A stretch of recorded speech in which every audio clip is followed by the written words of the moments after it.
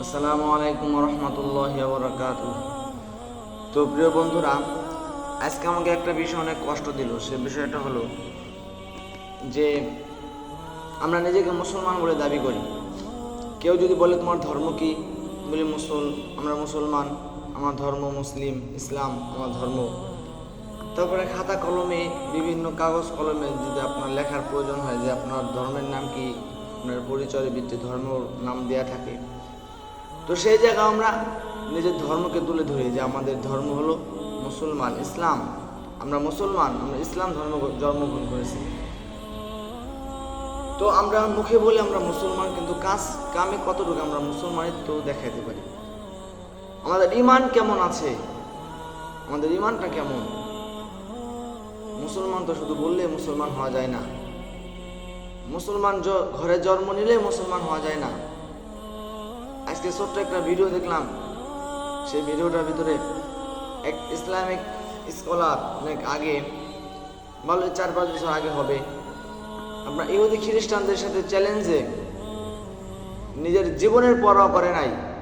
তারা চ্যালেঞ্জ করেছে যে তুমি বিষটা খাও, যদি তোমার ইসলাম ধর্মে এই বিষটা এরকম বলা আছে যে কোনো বিষ খাওয়ার আগে বা পরে আজওয়া খেজুরটা খেলে সেই বিষের শক্তিটা শেষ হয়ে যায়, সে বিষের শক্তিটা শেষ হয়ে যায়।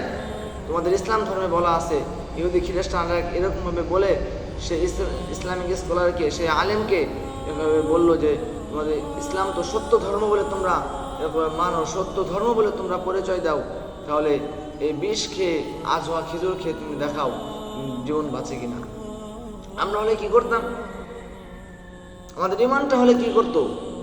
আমরা জীবনও পারতাম না। আমাদের এই ইমান নিয়ে আমরা জীবনও পারতাম না। আমরা পারতাম কি করে?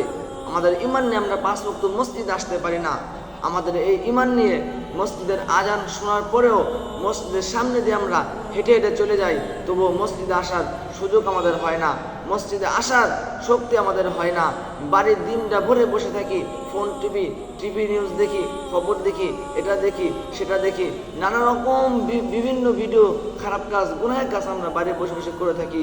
কিন্তু মসজিদে এসে 24টা ঘন্টার ভিতরে যে 24টা ঘন্টা মালিক আমাকে দিয়েছেন, সেই 24টা ঘন্টার ভিতরে 5 ওয়াক্ত নামাজ, সর্বোচ্চ 15 মিনিট করে 5 ওয়াক্ত নামাজ কয় মিনিটের সময় লাগবে, এতটুকু সময় আমরা আল্লাহ তাআলাকে দিতে পারি না। এই হলো আমাদের ইমানের অবস্থা। নানা রকম গুনার কথা তো বাদে দিলাম, হাজার হাজার গুনাহ আমাদের দ্বারা হয়ে থাকে প্রত্যেকটা মুহূর্তে, এমন কোনো মুহূর্ত না আমাদের দ্বারা গুনাহ হয় না। তো প্রিয় বন্ধুগণ, আমি এই জন্য এই কথা বলতে চাই যে সে ইসলামিক স্কলারটা কি করলো, সাথে সাথে বিষটা খেয়ে আজওয়া খেজুর খেয়ে ফেললো। আল্লাহু আকবার, হাদিসের কথা সত্য হয়ে গেল, সেই বিষের কোনো প্রভাব তার ভিতরে ফেললো না, কিচ্ছু হলো না তার। কেন হলো না? আল্লাহ রসুল বলছেন, আল্লাহ রসুল জবান তো ছিল পবিত্র জবান, যে জবানের 63 বছর বয়সে একটাও মিথ্যা কথা বলে নাই, এমন মানুষ পৃথিবীতে কখনো আসে নাই, একটাও আসে নাই। মক্কাবাসীরা তাকে বিশ্বাস করে আল আলামিন নাম দিয়েছিল, তাকে নিজের ভাইকে অবিশ্বাস করত, সেই মানুষটা মুহাম্মদ সাল্লাল্লাহু আলাইহি সাল্লামকে বিশ্বাস করত। সে কখনো মিথ্যা কথা বলতে পারে না, সে আমানতের খেয়ানত করতে পারে না, সে মানুষটার কথা, মুখের জবানের কথা কখনোই মিথ্যা হতে পারে না। তার ইমানের পাওয়ারটা ছিল কি? যে রসুল বলছেন যে এই বিষটা খাওয়ার পর আজওয়া খেজুর খেলে, বা বিষটা খাওয়ার আগে আজওয়া খেজুরটা খেলে আমার এই বিষের কোনো প্রভাব পেছবে না, এই বিষের কোনো শক্তি আমার ভিতরে কাজ করবে না, আপনি তো জীবনে খেতাম না। ইহুদি খ্রিস্টানরা চ্যালেঞ্জ করে, মুসলমান ধর্মকে চ্যালেঞ্জ করে এরকম বলেছিল। সেই ব্যক্তিরা একটু সময় নেয় নাই, সাথে সাথে বিষ পান করে আজওয়া খেজুর খেয়ে ফেললো। আল্লাহ তাআলা তার এই বিষের শক্তিটাকে শেষ করে দিলেন। চলুন মূল ভিডিওটা আমরা দেখে আসি।